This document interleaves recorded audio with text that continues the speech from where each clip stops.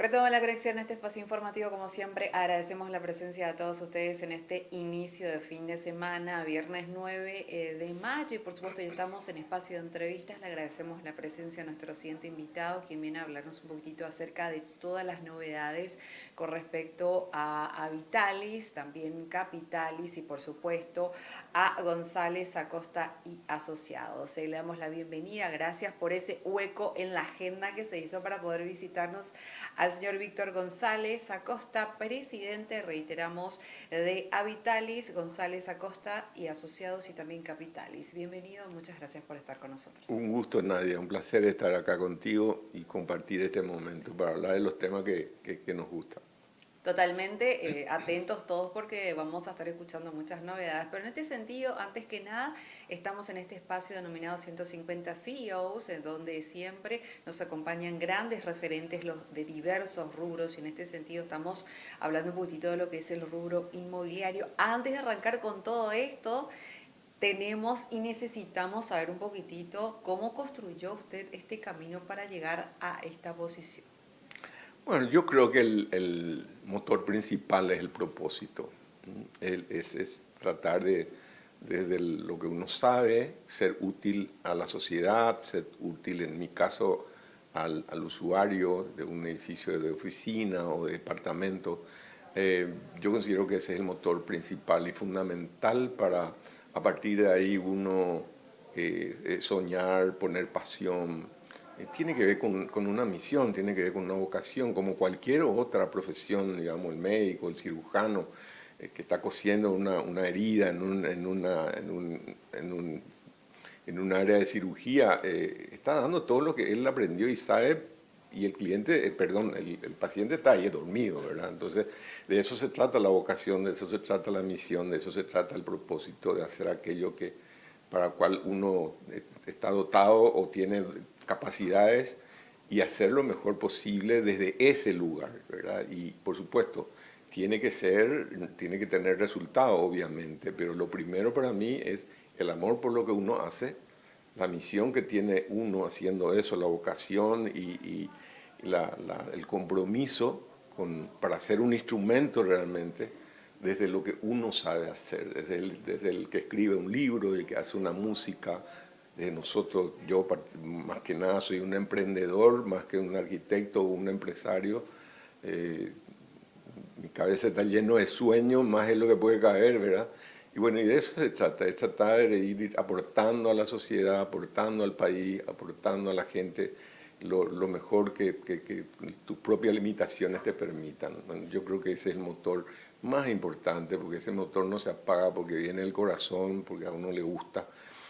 Habrá dificultades en el camino y por eso es importante que parta de ahí, parta de ese lugar para que uno tenga la capacidad de sobrellevar las dificultades que pueden haber en el camino, que apenas van a ser en ese contexto y en esa mirada oportunidades, ¿verdad? Dificultades para sobrellevar, oportunidades para ir avanzando y mejorando en lo que uno hace, ¿verdad? Porque si no, en la primera uno retira la carga de su mochila y se va, ¿verdad? Pero el corazón y la pasión hace que uno se quede ahí y insista, persista con determinación. El sueño es súper importante, pero mucho más importante la pasión y la determinación que uno pone en lo que está haciendo, con cariño, entregando todo lo que tiene. Yo pienso que ese es el camino. Claro, y eso se nota cuando uno ve un trabajo terminado, se nota el amor, el cariño, la pasión, la atención en cada uno de los detalles que sabemos que ustedes siempre tienen. Por otra parte, sabemos que siempre en el camino hay desafíos y más todavía en la carrera misma suya. Nos gustaría que pueda compartir con nosotros algunos de los desafíos que tuvo que enfrentar a lo largo de esta carrera tan maravillosa y que hoy finalmente nos muestra un montón de frutos en este sentido. Qué bueno. Bueno, yo tengo una historia así que testimonia esto que estamos diciendo. Yo en el interior, así que en una familia de campesino prácticamente, y me es clarito, me es muy claro que el camino, el puente para la transformación de las personas y de las sociedades, sin duda alguna, es la educación. Y yo creo que eso es lo primero, la capacitación, tener esa vocación de servir, de ser útil, y agregarle a eso educación, información, capacitación Y fundamentalmente creo que esa es la clave, ¿verdad? Y la persistencia. Sí, solo poner ejemplo, cuando doy a una charla con los chicos, el caso de Thomas Edison, que nos cambió la vida con el invento de la lámpara, del foco, ¿verdad? Nunca habrá estado pensando en cuánto dinero iba a ganar. Él estaba queriendo con ese descubrimiento cambiarnos la vida. Y creo que 90 veces el foco le explotó en la cara, ¿verdad? Y cuando finalmente anduvo, la historia cuenta que un periodista como vos en New York Times le pregunta, ¿cómo usted no se amilanó con 90 fracasos? Le dice, ¿verdad? Y él le dice, no, yo no fracasé ni una vez. Mi invento llevó 90 pasos. De eso se trata. No importa lo que uno se imagine, el tesón, el compromiso, la pasión que viene desde adentro, del alma, eso es verdaderamente el combustible, no es el dinero. El dinero es una consecuencia. Si yo empiezo a actuar en función del dinero, el proceso es cortísimo. Más tarde o más temprano, eso va a estar traicionado por una cuestión material y no por una cuestión de contenido, ¿verdad? Yo creo que en todas estas cosas que hacemos, lo que estamos dedicados en cualquiera de las tareas, desde el médico y cualquiera, la clave está en el amor con que uno hace y después viene la técnica y después viene el resultado material, ¿verdad? Pero primero el amor, después la técnica, después el resultado.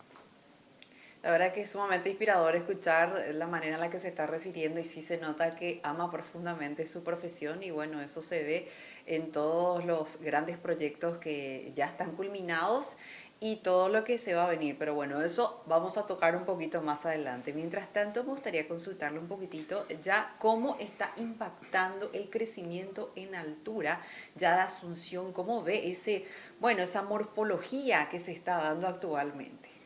Sí, a pesar de lo que vemos, sobre todo focalizado en sitios muy concretos, el desarrollo inmobiliario de Asunción aún es emergente, ¿verdad? Si nosotros nos comparamos a cualquier otra ciudad de la región, Santiago de Chile, Buenos Aires, no digo San Pablo ya, ¿verdad? Estamos en un proceso emergente. Asunción tiene un desarrollo urbano tardío. Paraguay aún tiene 60% de su población en zona urbana y solo 40% en las zonas, en zonas rurales y solo 40% en las zonas urbanas. Los demás países en la región hoy están en el orden del 70% en la zona urbana y 30% en la zona rural. Eso ha llevado a un desarrollo de las ciudades muchísimo más acelerado que nosotros. O sea, los primeros edificios residenciales en Buenos Aires se construyeron en los años 1930, o sea, hace exactamente 100 años. O sea, tenemos un desfasaje de 100 años nosotros, ¿verdad? ¿Y cómo arrancó acá? Y arrancó como arrancó en todos los países. Lo que pasa en el desarrollo inmobiliario responde a dos, tres parámetros. En primer lugar, lo que pasa en esta industria es el derrame de lo que pasa en la economía real. Si en la economía real, que es la economía de la producción, genera recursos como para que la gente luego pueda invertir en inmuebles, ahí aparece el desarrollo de esa. No viene solo, ¿verdad? Y nosotros tenemos estos 20, 25 años de un crecimiento más o menos constante, el 4%, fundamentalmente gracias al ingreso de divisa por los commodities, y eso disparó el desarrollo de los centros comerciales, de las oficinas, de las residencias. Estamos en ese proceso. Pero es emergente, estamos empezando, no tiene más de... Yo recuerdo que la avenida Aviadores del Chaco, cuando construimos el primer edificio, que fue el Sheraton, en el año 2004, hace 20 años. O sea, todavía estamos arrancando. Pero eso nos obliga a todos, al sector público, a los emprendedores que somos nosotros, a los profesionales y a la ciudadanía en general, a tener una enorme responsabilidad y un enorme cuidado de que ese desarrollo sea sostenible. Los procesos de desarrollo de las ciudades tienen que ser orgánicos. No se crece con 30 años, yo no nazco con 30 años, o sea, y la ciudad es igual, es un proceso urbano, fundamentalmente el hecho de una ciudad es un hecho cultural, un hecho que se construye a partir de la ciudadanía y tiene un proceso orgánico, o sea, y en ese sentido la mayoría, nosotros miramos acá, el 90% todavía vive en casas, ni el 5% vive en departamentos, pero lo deseable es que de la casa se pase, que donde vivimos papá y mamá, los hijos ya vivían en un departamento de 4 o 5 pisos, los nietos en uno de 12, el bisnieto en uno de 20, y la ciudad va creciendo de manera orgánica. no así, ¿verdad? Eso es difícil sostener, primero porque no tenemos infraestructura que pueda sostener un desarrollo. Empecemos por el tema de los bomberos, ¿verdad? Espero que nunca ocurra nada complicado, pero no tenemos un cuerpo de bomberos que esté listo para resolver problemas cuando eso ocurra, ¿verdad? No tenemos una infraestructura de servicios básicos como desagüe cloacal, no sé, desagüe pluvial, movilidad, seguridad. Las ciudades tienen que tener un crecimiento orgánico basado fundamentalmente en una plataforma de infraestructura que tienen que ver con la seguridad, la movilidad, los servicios básicos, y entonces ahí va creciendo la ciudad de manera sostenible, ¿verdad? Y ese, yo creo que a partir de aquí es el gran desafío. Por esa razón, un grupo de los primeros emprendedores, que éramos 6 o 8, formamos la Cámara Paraguaya de Desarrolladores Inmobiliarios con la misión de, primero, cuidar la salud del mercado, que eso no se distorsione, que no repitamos desde el punto de vista urbano lo que hemos hecho en Asunción y Gran Asunción, con un desarrollo absolutamente amorfo, totalmente desordenado, sin ninguna planificación. Basta con ir a 5 o 6 cuadras de Madamalín y uno se da cuenta de la falta de planificación que hay en contrapartida a cualquier ciudad en la Argentina o en Brasil o en Chile, ¿verdad? No ha habido planificación, ha crecido de manera absolutamente espontánea, y eso tenemos que evitar que se repita, porque los procesos son irreversibles. Cuando yo construyo un edificio de 20 pisos, es imposible revertir ese proceso. Entonces la Cámara se crea con esos 3 propósitos. Uno, incidir en las políticas públicas para que este proceso se haga bajo planificación en todos los aspectos. Segundo, educar a la gente para que conozca de qué se trata el producto que va a comprar mañana. Y tercero, informar, ¿verdad? Yo creo que esos 3 aspectos van a permitir que cuidemos la salud de una ciudad como Asunción, así como lo hicieron en Curitiba. Curitiba es un buen ejemplo de lo que tenemos que hacer. Y ese fue un proceso orgánico. Hoy cualquiera de nosotros vamos a Curitiba y venimos, pero con una envidia, ¿verdad? O vamos a Medellín, que es una ciudad que hace 30 años era la cueva de Pablo Escobar, nada menos. Pero la ciudadanía, junto con el sector privado, junto con el sector público, definieron una misión, definieron una visión, una misión, y actuaron en consecuencia. Y hoy es una ciudad destino de turístico mundial, Medellín. Es un centro tecnológico, es un centro de servicios, un centro, se puede, pero hay que trabajar juntos, hay que construir una visión y hay que actuar en consecuencia. Y ese para mí es el gran desafío en este momento que estamos. Esto es una criatura que está creciendo, ¿verdad? Entonces este es el momento que todos tenemos que trabajar para que las futuras generaciones puedan vivir en una ciudad que sea verdaderamente sostenible, que tenga la cantidad necesaria de espacios públicos, que promueva la integración de sus ciudadanos, que construya comunidad, porque eso hace sostenible a una ciudad. Claro, ese sería entonces el futuro del Skyline de aquí a unos años, pensando netamente en Asunción, y también todas las medidas esenciales y pilares que acaba de comentar con respecto a la planificación, que es fundamental. Es la piedra angular. Es la piedra angular. Y dentro de la planificación, la generación de espacios públicos. Los espacios públicos son los espacios donde nos encontramos, ¿verdad? En Europa, las ciudades importantes de Europa, hoy están derribando los viaductos, y nosotros estamos haciendo viaductos, convirtiendo los viaductos en parques lineales donde la ciudadanía se encuentra, camina, anda en bicicleta, anda en patines. Le vi ayer en Montevideo al presidente de la calle andando en patines eléctricos por el centro de Montevideo, porque humanizaron la ciudad. Eso es lo que a eso tenemos que apuntar. La ciudad del futuro tiene que ser caminable, tiene que ser el peatón la prioridad y no el vehículo. Entonces, estos problemas no podemos resolver con viaductos. Eso no resuelve el problema. Esa es la causa de nada más de la consecuencia de la falta de una planificación. ¿Por qué digo esto, Nadia? Fíjate que en Asunción creo que debe ser una de las pocas capitales del mundo donde tiene este problema, que es grave. Hay 1,5 millones de personas que acceden y salen de Asunción todos los días con más de 250.000 vehículos. Si nosotros no resolvemos eso estructuralmente, no va a haber viaducto que alcance. Entonces lo que tenemos que hacer son políticas públicas para repoblar la ciudad de Asunción y hacerlo sostenible. ¿Cómo estamos hoy? Asunción tiene más de 50 personas viviendo en una manzana. El promedio universal, que hablan los grandes expertos y demás, tiene que ser 120 personas por manzana para que una ciudad sea sostenible. Montevideo tiene 180, Santiago tiene 180, Buenos Aires tiene 220, San Pablo tiene 240, o sea, está por encima ya de esa. Para mí, un número ideal para Asunción tiene que estar en el orden del 120 personas viviendo en una manzana.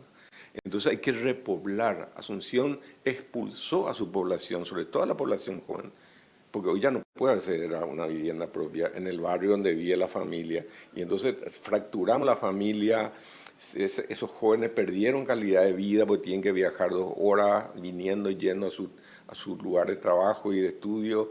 O sea, ese proceso hay que revertir y hay que repensarlo y hay que planificarlo, pero tiene que ser soluciones estructurales que tienen que ver fundamentalmente con repoblar la ciudad con políticas públicas que incentiven eso. Por otra parte, ¿cómo ha cambiado la percepción justamente de los departamentos como viviendas permanentes? Aquí hablando un poquitito de lo que es la sociedad paraguaya, ¿qué es lo que percibe usted con respecto a este tema? Y es un proceso lógico y natural, ¿verdad? Porque en mi caso yo tengo 4 hijos, se casan los hijos, vivo en un barrio, la casa me queda grande, el patio cada vez cuesta más conseguir personas que ayuden en la casa. Es un lío, hay que viajar y hay que dejar la casa. O sea, ya está completamente, no se adapta a las condiciones. Los modos de vivir han cambiado, los chicos viven con su laptop, trabajan a distancia. O sea, hay un proceso de cambio en la vida de las familias y de las personas. Y el espacio arquitectónico, el espacio habitacional tiene que acompañar ese proceso. Entonces para mí hoy es mucho más cómodo dejar la casa, vender la casa, que se construya ahí un edificio que atomice el valor del suelo y pueda permitir acceder a un montón de gente a ese espacio que tiene todos los servicios, por ejemplo en este barrio, y ahí llegamos a la solución que hablamos antes, de tener una densificación, repoblar la ciudad, densificar la ciudad con los conceptos básicos de la economía urbana, que habla de que tiene que haber determinada cantidad de gente por manzana para poder ser sostenible.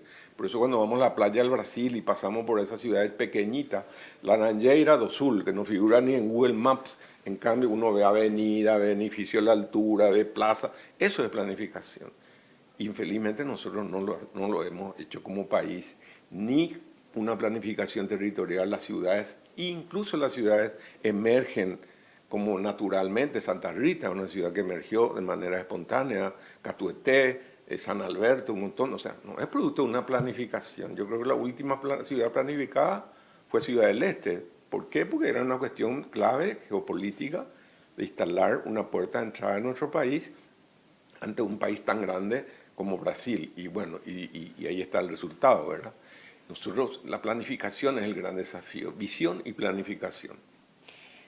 También tocar un poco este tema y desde su opinión y perspectiva, por supuesto, ¿qué papel juegan los desarrolladores a la hora justamente de pensar en esa transición ya a las viviendas en altura? Queremos saber su postura para poder, obviamente, proyectar un poquitito esto. ¿Qué papel juegan? ¿Cuál es el rol? Muy buena pregunta. Yo te diría que casi el papel de los médicos en la época del COVID, ¿verdad? Y ahí entra de vuelta lo que hablamos al comienzo. Necesitamos que el desarrollador y el emprendedor tenga esa visión, esa sensibilidad, en primer lugar, de entender que no está haciendo un edificio, está haciendo una ciudad. No está haciendo un edificio de departamento, está haciendo un lugar donde van a ir a vivir personas. Van a ir a vivir personas que vienen de vivir en una casa, donde tenía el perro, el gato, donde los niños podían correr y vivir libremente y crecer con todo ese estímulo del espacio verde y demás. Esas son las personas que nosotros tenemos que generar condiciones para que se trasladen a un nuevo espacio que tiene que ser lo más respetuoso de ese modo de vida desde el punto de vista cultural humano, ¿verdad? Entonces, a veces a mí me preocupa un niño que vivía en un patio y de repente le llevo a una pieza de 3x3, pobre chico, ese más tarde o más temprano va a tener dificultades emocionales, psicológicas, de interacción. Entonces, nuestra responsabilidad es enorme. Somos las herramientas para hacer ese proceso. Y como tal, tenemos una responsabilidad, yo diría, ética, de hacer de la mejor manera posible, aplicando las mejores prácticas y con una visión de responsabilidad urbana y humana, entendiendo que somos parte de ese proceso de transición de una familia que vive en una casa con árboles y patio a un departamento. Y tenemos que ser respetuosos de ese proceso y tratar de generar aquí las mejores condiciones, lo más similares a la forma de vida que tenía esa familia antes. Espacio de expansión, espacio de encuentro, tener espacio para todas las edades, para que un niño tenga un lugar donde poder jugar con otros niños y generar interacción, tener espacio para todos los momentos, promover el sentido de comunidad que perdimos ya, ¿verdad? Que ese sentido de comunidad que teníamos en el barrio, que nos conocíamos todos, ¿verdad? Salíamos a limpiar la vereda y nos conocíamos todos. Hay que recuperar eso, porque ese es el corazón de una ciudad, son las personas lo que hacen a una ciudad, no son los edificios. Entonces es súper importante para nosotros los desarrolladores tener esa sensibilidad y tener ese compromiso y tener ese propósito de ser un instrumento de que ese proceso sea humanamente sostenible, respetuoso, y es posible, se puede. Entonces, para empezar, nosotros no podemos llevar a alguien que está viviendo solo en una casa a un edificio donde hay 200 departamentos de repente. Es una locura, ¿verdad? Y el primer problema empieza el primer día hábil, cuando llegó la hora, a las 6:30, todo el mundo tiene que ir al colegio y bueno, la fila en el ascensor. O sea, son procesos que uno tiene que entender de que probablemente en 30 años, cuando nuestros nietos ya, en vez de hijos, tengan solamente, no sé, gatito y perro, como decía el otro día el cura, los chicos cada vez que quieren menos hijos, lo que quieren es una mascota. Eso va a ir cambiando, el modo de vida y cambiando. Y la arquitectura y la ciudad tienen que ir respondiendo a ese cambio de modo de vida. Pero hoy esa no es nuestra realidad. Nosotros venimos de una casa, de una vida en la tierra totalmente horizontal, estamos pasando a esa vida en un lugar alto. Si nosotros nos trasladamos a Buenos Aires, a veces veo yo proyectos que vienen de afuera y veo de dormitorio de 2x2, eso 2x2.5. O sea, yo entiendo. Porque el que vivía en un departamento de Buenos Aires, su tataranieto ya vivía en un departamento, ya tiene otra cultura. Están acostumbrados. Entonces Sí. ellos no tienen como nuestros niños que el fin de semana ahora es pijama party con La los pijamada. abuelos, la pijamada, Claro. que vienen los primos. Esa es nuestra cultura. Y no podemos matar nosotros eso desde la solución del espacio y de la habitación. Al contrario, tenemos que promover, y por eso es que nuestra responsabilidad es tan grande. Por otro lado, queremos saber de qué proyectos están trabajando, los que se puedan compartir, Sí, comentar claro. qué se viene por parte de Habitalis.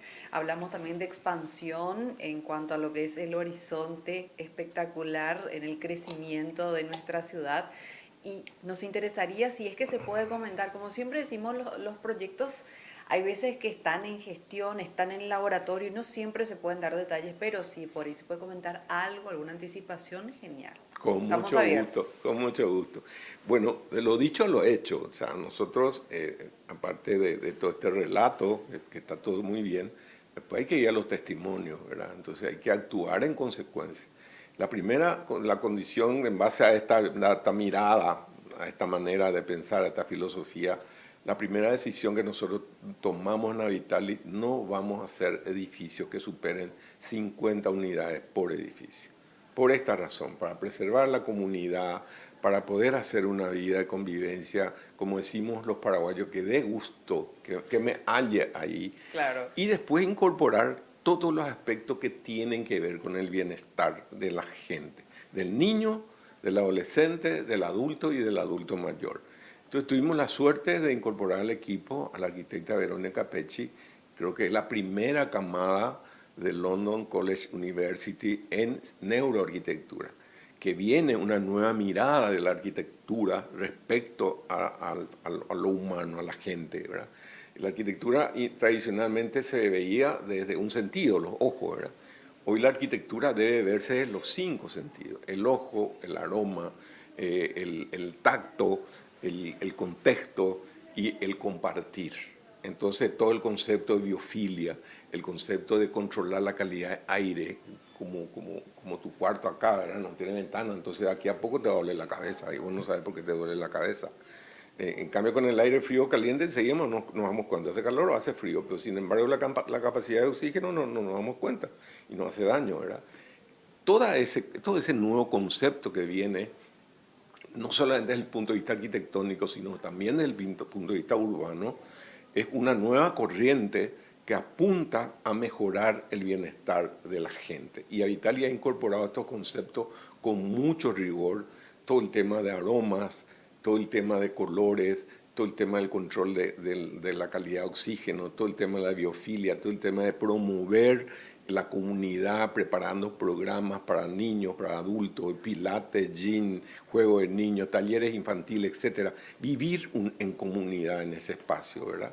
Y por eso Avitalia, a partir de este año, decidió formar una empresa de administración, de puesta en marcha, de operación y mantenimiento, porque es la única forma de asegurar que en el tiempo esto se mantenga, que las flores estén, las plantas estén, que el aromatizador esté, etcétera, etcétera. Y la otra pata, la innovación también de Avitalia es muy fuerte, sobre todo pensando en los jóvenes, es todo lo que tiene que ver con el sistema tecnológico, ¿verdad? Todos nuestros edificios están basados sobre la plataforma BM, que es una plataforma que controla todos los sistemas del edificio, el sistema de bomba, de incendio, de seguridad, de ascensores, y además provee al usuario una cerradura inteligente que le permite controlar a distancia lo que pasa en su departamento. Él le puede estar en Londres y puede saber quién entró, a quién le abre la puerta, todo el tema de seguridad con inteligencia facial. O sea, incorporamos tecnología de punta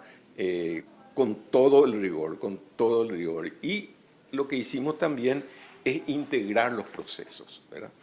No es muy diferente, yo diría de alguna manera, desde el punto de vista de la producción, la industria inmobiliaria que la industria automotriz. ¿Qué auto yo compro? El que tiene mejor servicio. Yo me permito decir un nombre, Toyota es un auto que yo revendo en un minuto porque tiene buen servicio. Y esto es igual. La duración del inmueble es función de cómo se mantiene. Por eso nosotros decidimos absorber a partir de este año la administración para asegurar que ese bien tan caro y tan importante para la familia perdure en el tiempo, mantenga su revalúo. El Hotel Sheraton es un ejemplo. 30 años estuvimos en el hotel y estaba impecable. ¿Por qué? Porque había un servicio de mantenimiento riguroso, sistematizado, basado en tecnología. Bueno, eso estamos incorporando también a los Habitalis para que la gente tenga la certeza de que eso que es muy lindo el día que se inaugura permanezca en el tiempo. Porque yo siempre digo, lo más importante de un edificio no es lo que se ve, es lo que no se ve. Lo que se ve es el piso, la pintura, y yo puedo cambiar mañana eso. Pero el sistema eléctrico, el sistema de la cañería sanitaria, el sistema de impermeabilización, el sistema de seguridad, yo no puedo cambiar. Y eso hace a la vida útil y segura de un edificio. Y ahí nos enfocamos. Esos son nuestros propósitos ya concretos a la hora de diseñar y construir una Vital. Y esa es la gran incorporación. Y siempre vamos a estar buscando mejora continua en la calidad constructiva también y tratar de ser innovadores en eso, procesos constructivos también, ¿verdad? Y bueno, la cantidad de proyectos, estamos terminando la Vitalis Murucuyá y sobre Molas López, estamos arrancando el lunes en la Vitalis Villamorra, es un proyecto prácticamente todo vendido y eso todavía duplica nuestra responsabilidad cuando la gente confía en uno en un país que también hemos perdido mucho el concepto de la confianza y demás. Nosotros lo vemos como una responsabilidad enorme y ponemos nuestro mejor esfuerzo no solo para darle a la gente lo que le comprometimos dar, sino tratamos de darle algo más. No sé, hay edificios donde no estaba Pilate y le agregamos sin que le cueste más. O sea, esa es la tarea que uno tiene que hacer y hace cuando lo hace por vocación y por misión, ¿verdad? Y ahí están las pequeñas diferencias. Y en Vitalis sentimos, pensamos y actuamos de esa manera. Estamos a punto de lanzar otro Habitalis en Villamorra, o sea, la Habitalis Jardín, y al mismo tiempo estamos desarrollando otro proyecto, estamos lanzando un condominio cerrado en San Bernardino, exclusivo de 64 lotes, con el mismo concepto del Wellness Design. Estamos iniciando un hotel, el primer hotel de cadena internacional en el Chaco Central, en la colonia Loma Plata, junto con la cooperativa Chortizer, también con este concepto de wellness design y manejo de energía, de clima, de agua, de tratamiento, etcétera, etcétera, etcétera. Así que estamos felices, esto es lo que nos gusta hacer, lo haremos hasta el último día de nuestras vidas y disfrutamos, ¿verdad? Yo personalmente disfruto y el equipo también. Siempre yo digo a la gente, nosotros elegimos la gente por actitud, no por aptitud. Entonces cuando sentimos que hay gente que siente lo mismo que nosotros, ok, ya está, vamos caminando juntos. Y se aprende, el resto se aprende. Los Claro. valores no se viene, eso viene en la semilla, en la raíz, en los padres, y bueno, de eso se trata. Y eso se nota, se siente, se percibe. Yo sé que la gente del otro lado seguramente habrán sentido esa vibra, esa emoción a la hora de compartir cada detalle con muchísima alegría, con todo lo que, bueno, son demasiados proyectos que están manejando al mismo tiempo. Bueno, Sí. eso habla de la confianza, la prosperidad y bueno, esa energía tan importante que cada uno de los colaboradores se están poniendo para que muchas personas tengan ese espacio tranquilo, porque la casa, el departamento en realidad, que es el hogar hoy en día, tiene que ser un lugar en donde lleguemos y nos guste estar, Claro, que estemos felices como de decimos los sentarnos paraguayos, que ahí. nos hallemos. Claro, que nos hallemos, que estemos bien, que prácticamente, bueno, da gusto salir de paseo, pero lo mejor es llegar a casa y estirarte en el sofá, mirar la tele o disfrutar de alguno de los espacios verdes y toda la tecnología que pone a Vitalis para que nosotros tengamos un desarrollo y una vida más que feliz. Por otra parte, le quiero consultar un poquitito, sé que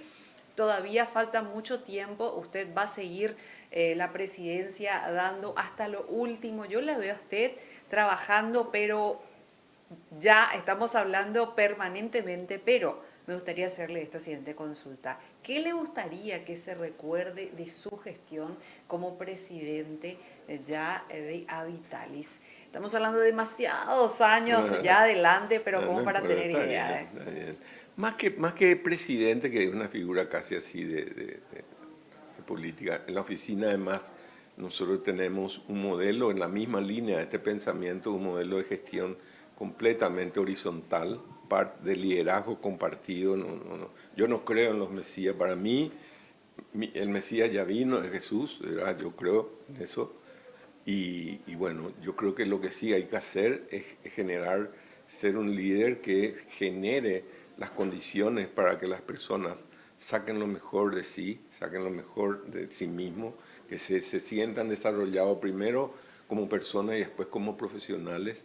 Y esa es mi tarea como líder, ¿verdad? Sacar lo mejor de la gente, generarle las mejores condiciones para que pueda capacitarse y desarrollarse, compartir la visión, porque si el primero que tiene que creer en esa visión son la gente que van a hacer. Yo hago la parte más fácil, soñar, emprender, tener una visión. Lo más difícil hace la gente que está dibujando, construyendo y demás. Y son los primeros que tienen que creer en esa idea, ¿verdad? Es como salir al combate. Si todos los soldados no están ciertos con la misión, el resultado no va a ser bueno, ¿verdad? Y esto es igual, y esta es la función de un líder, es empoderar, incentivar, compartir los resultados, generar clima de solidaridad, de trabajo en equipo. De eso se trata, que estar en la oficina sea un espacio también de reflexión, digamos, en el sentido de lo que uno está haciendo. Y esa es mi tarea. Y yo querría, como herencia, más que lo material, dejar legado que haya servido para la ciudad, legado que haya servido para mi país y legado que haya servido para que la gente viva mejor. Es todo lo que me importa. Para mí el éxito pasa por ahí, no pasa por la cantidad de edificios que uno hizo, cuál es el más alto que hizo, etcétera, etcétera. Recuerdo que esta misma discusión tuvimos cuando íbamos a empezar el World Trade Center, ¿verdad? Estamos hablando del año 2008, ¿verdad? La corporación, como tiene que ser un programa emblemático, la primera recomendación de la corporación de Estados Unidos decía hagan una sola torre porque eran 80 pisos con 20 de estacionamiento, o sea, eran 100 pisos. Y yo me negué, o sea, yo no, esto es lo que yo quiero para mi ciudad. Y bueno, discutimos y bueno, después bajamos a 2, después llevamos a 3 y finalmente le convencimos de que sería bueno recrear en ese complejo lo que tiene que ver con la esencia urbana de la ciudad de Asunción Antigua, que son los corazones de manzana de nuestros barrios. Por eso ese espacio central que está en el World Trade Center, rodeado de 4 torres de solamente 20 edificios, hoy es un espacio urbano abierto a la gente.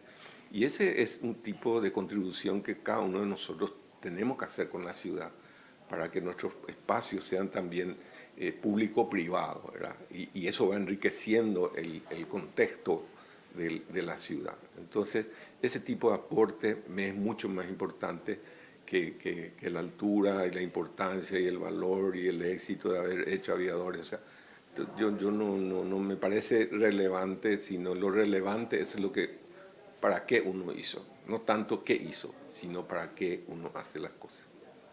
Ahí está, perfecto. ¿Algo más que quiera agregar antes de cerrar este espacio? Y la verdad que hay una cosa que quiero aprovechar y tocar que me preocupa como ciudadano, ¿verdad? Yo creo que tenemos un gran desafío en este proceso de posibilidad de crecimiento que tenemos como país y tiene que ver con el desarrollo del capital humano. Nosotros mismos, ahora que tenemos que incorporar 4 o 5 profesionales más, cada vez nos cuesta más conseguir profesionales capacitados, ¿verdad? Y a mí me genera algún tipo de incomodidad ver cada vez más extranjeros trabajando en Paraguay, porque nosotros como país no hemos sido capaces, a partir de las políticas públicas, hacer una transformación educativa que le adecue a los chicos a esta nueva economía del conocimiento, a estas nuevas tecnologías, a todo lo que es inteligencia artificial, ciencia de datos. Estamos lejos. Entonces, ahora estamos en las puertas, ya fuimos certificados por una de las instituciones como grado de inversión. Está bien eso, pero eso es una herramienta. Vamos a aprovechar eso si desarrollamos la fuerza, el capital humano que tenemos en Paraguay. Si no hacemos eso, la oportunidad va a pasar y no la vamos a aprovechar. Entonces creo que ese es un enorme desafío que tenemos como país, de que tenemos que acelerar el proceso de transformación educativa que nos permita desarrollar nuestro capital humano y que a su vez nos permita apalancar un desarrollo que sea integral y que llegue a todos. Con este nivel de desarrollo que tenemos está bien, pero no es suficiente. Nosotros con creciendo 4% no vamos a lograr sacar a toda la gente de la pobreza, ni vamos a reducir las brechas sociales que hay. Nosotros necesitamos crecer por lo menos al 7% con un ingreso per cápita que tiene que estar en el orden de los $15.000, como tiene Costa Rica, como tiene Uruguay o como tiene Chile. ¿Por qué no? Porque nosotros no podemos. La clave está en el capital humano. Y la segunda clave yo diría que es la consolidación de nuestras instituciones. Nuestras instituciones son muy débiles y fundamentalmente lo que tiene que ver con la propiedad, con lo que tiene que ver con todo lo jurídico, con todo lo legal. El Poder Judicial es la institución clave de cualquier república. No hay república si no hay Poder Judicial. Y lamentablemente hemos visto degradándose nuestras instituciones, el Poder Legislativo lo mismo, el Poder Judicial aún peor, y necesitamos revertir esos procesos para finalmente dejar a las futuras generaciones un país que tiene la plataforma y los fundamentos para poder crecer a los niveles que se merece y que puede y que tiene la potencialidad de hacerlo. Entonces, capital humano, fortalecimiento de nuestras instituciones son desafíos que no podemos dejar que siga pasando el tiempo. Agradecemos su presencia, el espacio, toda la información tan importante y valiosa que nos entregó en este espacio informativo, así que le deseamos el mayor de los éxitos en toda su gestión y en todos los proyectos y por supuesto nosotros aquí vamos a estar aguardando atentos a esos proyectos que vienen en camino que seguramente vamos a dejarlo para otro espacio. Con muchísimo gusto, va a ser un placer. Un gusto compartir contigo este espacio. La verdad que excelentes las preguntas y bueno, más importante que las respuestas son las preguntas siempre. No, todo es importante, la pregunta y más la respuesta. ¿Por qué? Porque es justamente ese contenido que la gente está del otro lado aguardando. Así que bueno, éxitos y un excelente inicio de fin de semana. Hasta la próxima entrevista con proyectos nuevos. Con mucho gusto, un placer. Encantada. ¿Sí? Igualmente, Nadia. Nosotros aquí, por supuesto, agradeciendo la presencia del presidente Víctor González Acosta, presidente de Habitalis, también de González Acosta y Asociados y Capitalis, hablando un poquitito acerca de todo el trabajo que vienen realizando y todas las novedades también, grandes desafíos que tiene el sector inmobiliario y, por supuesto, nosotros, como siempre, en 150 CEOs, venimos acompañándote con cada uno de los especialistas en los diversos rubros. De esta forma agradecemos la presencia de todos, nuevamente también le agradecemos al presidente por hacer espacio en su agenda y hacemos un corte a la vuelta, regresamos con mucho más en este espacio informativo.